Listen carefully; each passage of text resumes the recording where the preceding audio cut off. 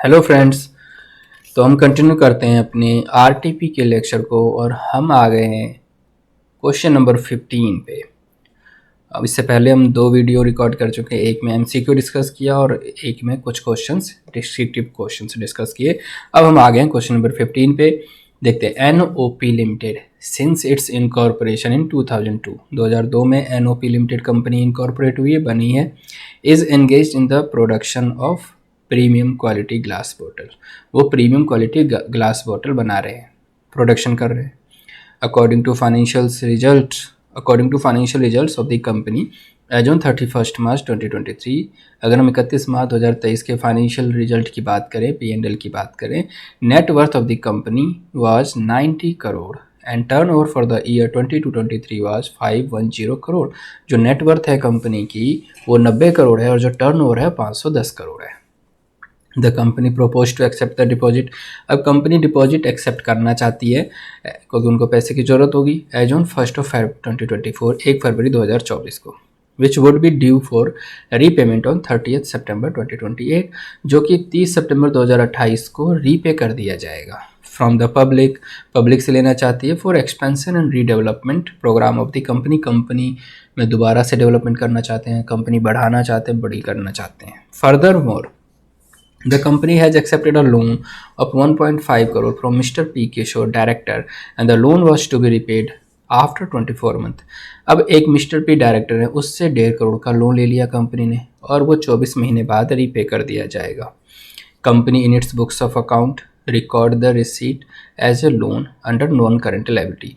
Company ने अपने books of account में उस लोन को दिखाया है non current liability. Non current liability दिखा दिए क्योंकि 12 महीने के बाद की रीपेमेंट है। 12 महीने तक की अगर लायबिलिटी रीपे करते हैं तो उसको करेंट लायबिलिटी बोलते हैं। तो ये तो 24 महीने बाद है। At the time of advancing loan mister P Kishore affirm in writing that such amount is not being given out of funds acquired by him by borrowing और एक्सेप्टिंग लोन और deposit from others and complete detail of such loan transaction is furnished in the board reports. उन्होंने बताया ये जो loan हम company को दे रहे हैं वो मैंने किसी और से लोन नहीं लिया है किसी भी तरीके से, और वो डिक्लेरेशन अपने बोर्ड रिपोर्ट्स में भी दे रहे हैं।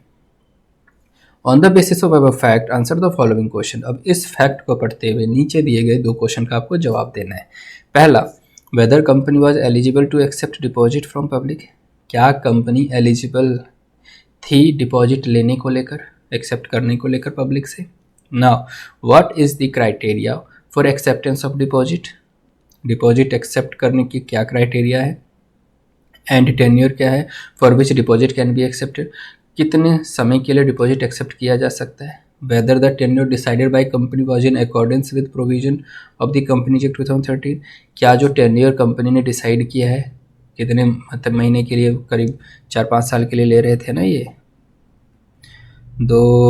1 फरवरी 2014 को ले रहे हैं, 24 को ले रहे हैं और 30 सितंबर 2028, लगभग 4.5 साल के लिए। तो क्या ये टेन्योर कंपनीज एक्ट के हिसाब से ठीक है। Second, with reference to the loan advance. अगर हम जो मिस्टर पी एक डायरेक्टर उसने लोन दिया है कंपनी को, उसके लिए पूछ रहे हैं state whether the same is to be classified as a deposit. क्या उस लोन को डिपॉजिट मान सकते हैं या फिर नहीं मानेंगे। तो इस पे ये क्वेश्चन है।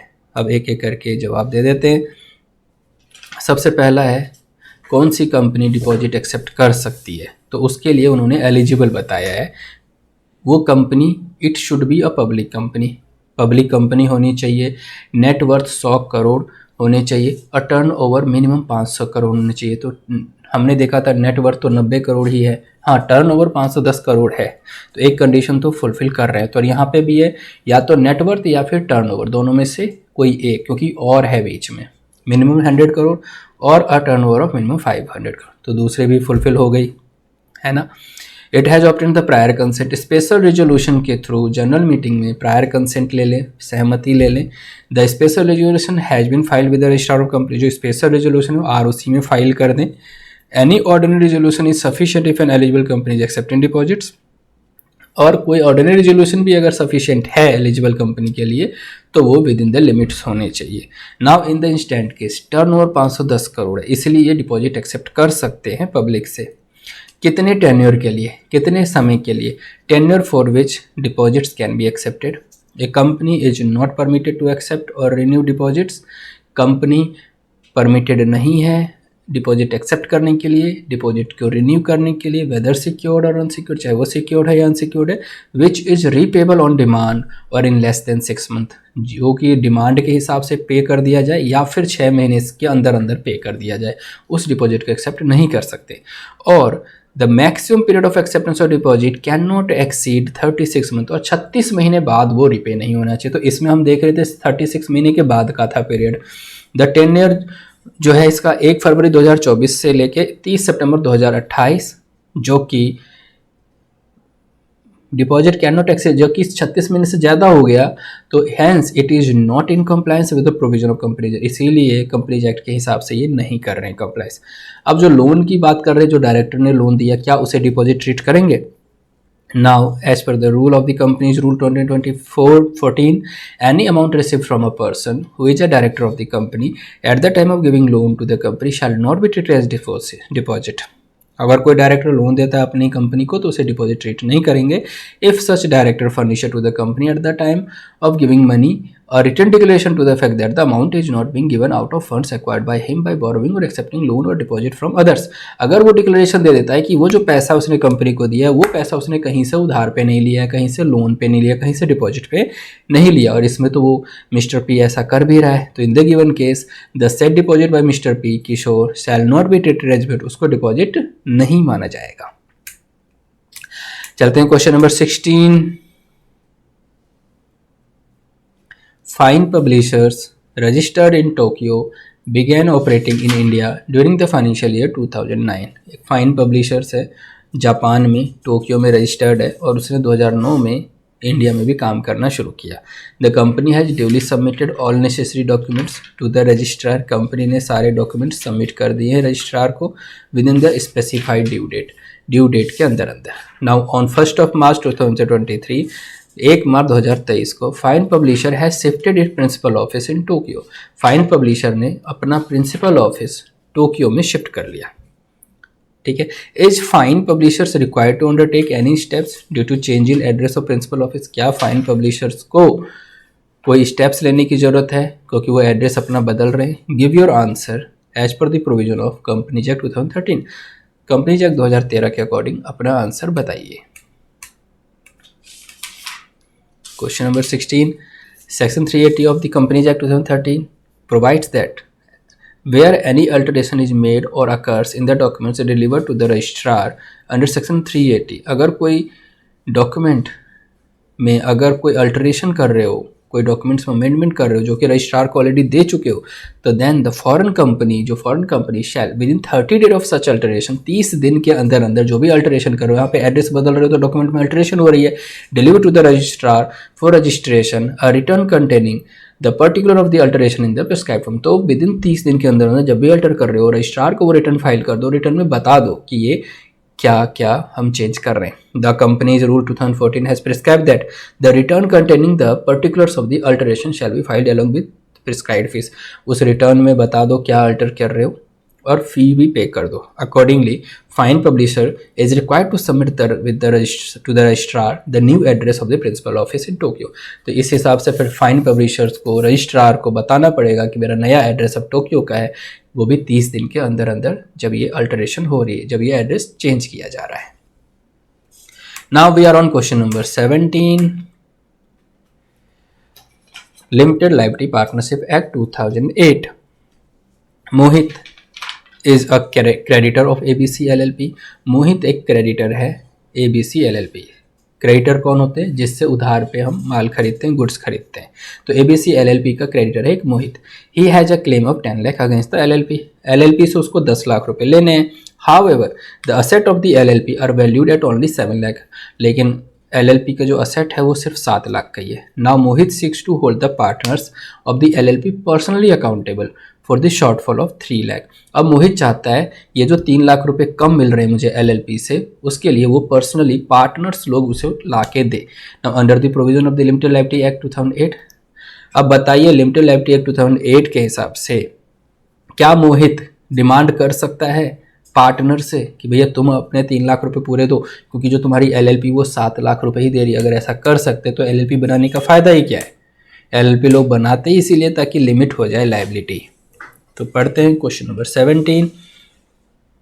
इसका answer, A limited liability partnership is a body corporate. Limited liability partnership एक बॉडी कॉर्पोरेट की तरह काम करती है जिसे इनकॉर्पोरेट किया जाता है लिमिटेड लाइबिलिटी पार्टनरशिप एक्ट 2008 में, and is a legal entity separate from that of its partner. और ये अपने पार्टनर से अलग ट्रीट किए जाते हैं। The LLP itself will be liable for the full extent of its asset, but the liability of the partners will be limited. LLP अपने asset तक के लिए लाइबल, असेट बेच के चुका सकती है सारे, बट जो पार्टनर्स की लाइबिलिटी है वो लिमिटेड है। Now creditors of LLP shall be the creditors of LLP alone. जो LLP के जो क्रेडिटर्स हैं वो सिर्फ LLP के ही क्रेडिटर्स माने जाएंगे, न कि पार्टनर्स के। In other words, creditors of LLP can not claim from partners. जो क्रेडिटर्स हैं LLP के वो पार्टनर्स से क्लेम नहीं कर सकते। The liability of the partners will be limited to their agreed contribution. जो लाइबिलिटी है पार्टनर्स की वो लिमिटेड है जितना उनका कंट्रीब्यूशन LLP में। Hence the creditor of ABC LLP are the creditors of ABC LLP only. तो जो क्रेडिटर है ABC LLP के वो सिर्फ ABC LLP के ही क्रेडिटर्स हैं, ABC LLP ही पे करेगी। नाउ जो पार्टनर्स हैं are not personally liable towards creditors. Partners personally liable नहीं है क्रेडिटर्स को लेकर। Thus Mohit can not claim his deficiency of 3 lakh from the partners of ABC LLP। इसलिए मोहित डिफिशियंसी जो 3 लाख का है वो पार्टनर से क्लेम नहीं कर सकता है। अब हम आ गए हैं अदर लॉज पे।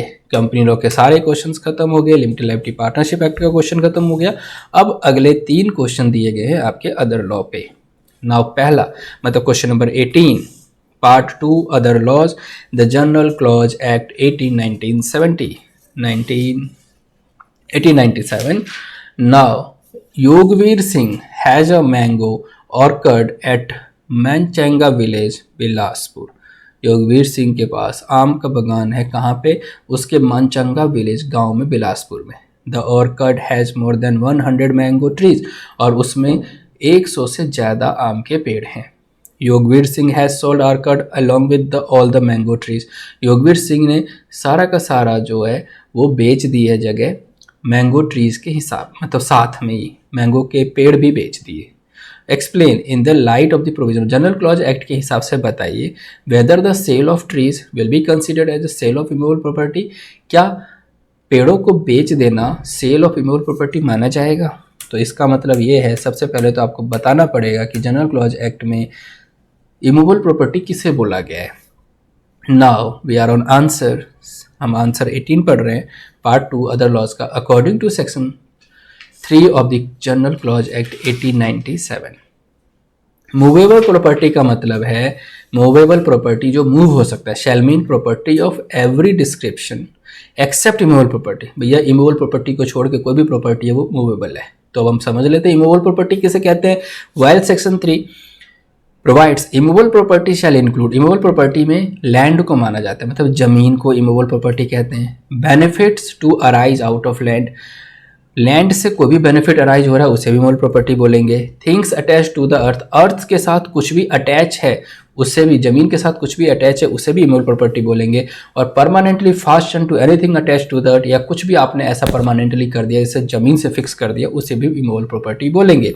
तो इस केस में देखा जाए तो ये जो मैंगो है वो benefit to arise out of land, land की वजह से वो बेनिफिट है। In the given question Yogveer Singh has sold mango ऑर्गन along with the all mango trees, और उसने योगवीर सिंह ने पूरे के पूरे मैंगो के पेड़ भी बेच दिए। इन the light of the provision of act trees benefit, trees का मतलब benefit arise out of the land, भाई उस धरती से ही तो फायदा हो रहा है वो पेड़ों का।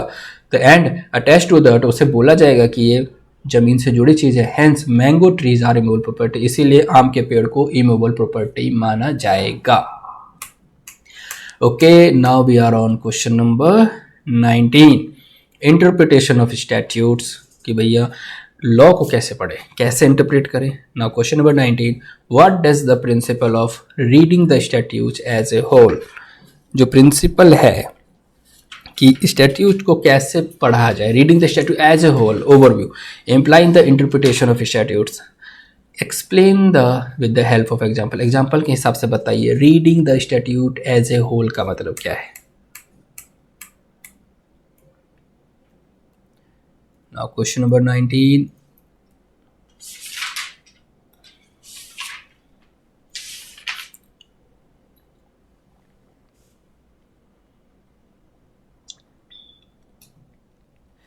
It is the elementary principle that construction of a statute is to be made of all its part taken together and not of one part only. किसी भी लॉ को जो बनाया जाता है वो सिर्फ एक हिस्से को लेकर नहीं या सिर्फ एक पार्ट को लेकर नहीं, वो टुगेदर सारे एक दूसरे से रिलेटेड होते हैं, उनका कहना है। चलो जी ठीक है। Now the deed must be read as a whole, इसीलिए किसी भी डीड को, लॉ को पढ़ने के लिए हमें पूरा पढ़ना चाहिए in order to ascertain the true meaning of its several clause, ताकि हम उसका अलग अलग क्लॉज का एक सही मतलब निकाल पाए।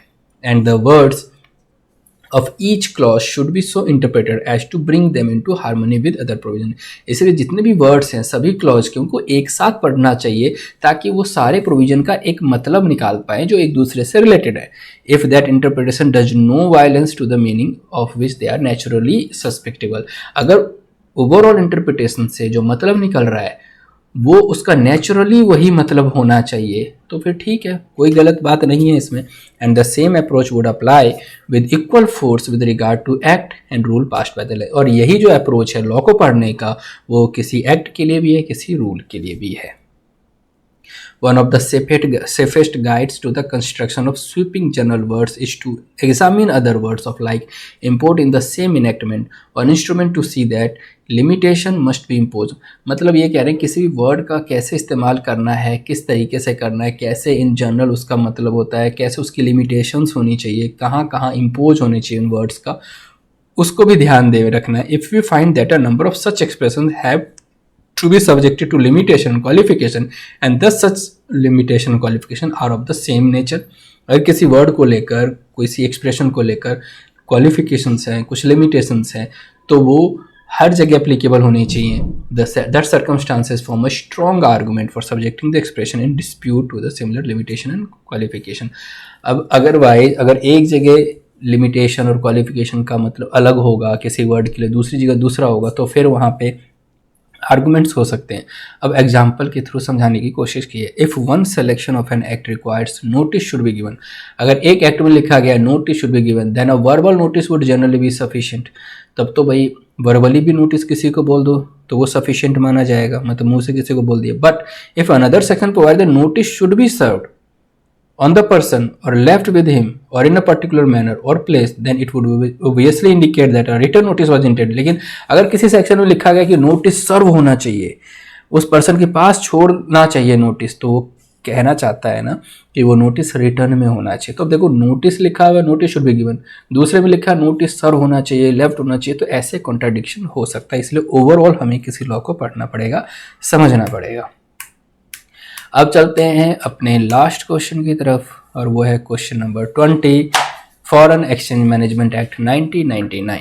Mister Sivesh an Indian national, mister Sivesh एक भारत के नागरिक हैं, desires to obtain foreign exchange, वो कुछ पैसे लेना चाहते हैं फॉरेन करेंसी में, किस पर्पस के लिए? पहला, remittance of $50 50,000 out of winning on a lottery ticket, lottery ticket में उन्होंने पैसे जीत लिए हैं, उस पैसे को वो रेमिटेंस करना चाहते हैं $50,000 में। क्या ये अलाउड है? तो हमने इसके बारे में पढ़ा हुआ है चैप्टर में, अलाउड नहीं है, ये प्रोहिबिट है इस ट्रांजेक्शन पे। Now second, $1 lakh for sending a cultural trip on a tour of USA के कल्चरल ट्रिप पे $1 लाख का खर्चा करने वाले हैं, क्या ये अलाउड है? अलाउड है।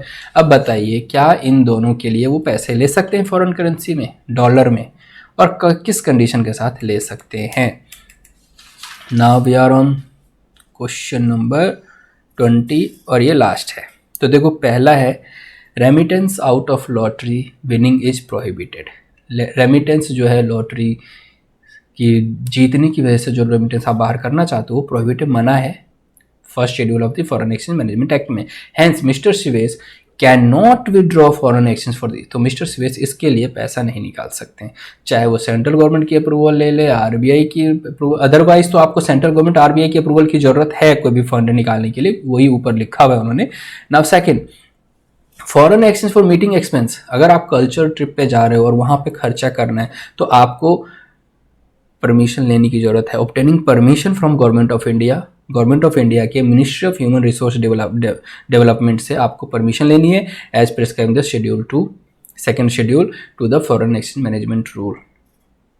तो फॉरेन एक्सचेंज मैनेजमेंट रूल 2000 के अंदर आपको government of India ministry of human resource development से आपको अप्रूवल लेनी है। Hence mister Shivesh can be, तो अप्रूवल ले लो और मिस्टर शिवेश अब निकाल सकते हैं foreign exchange after such permission.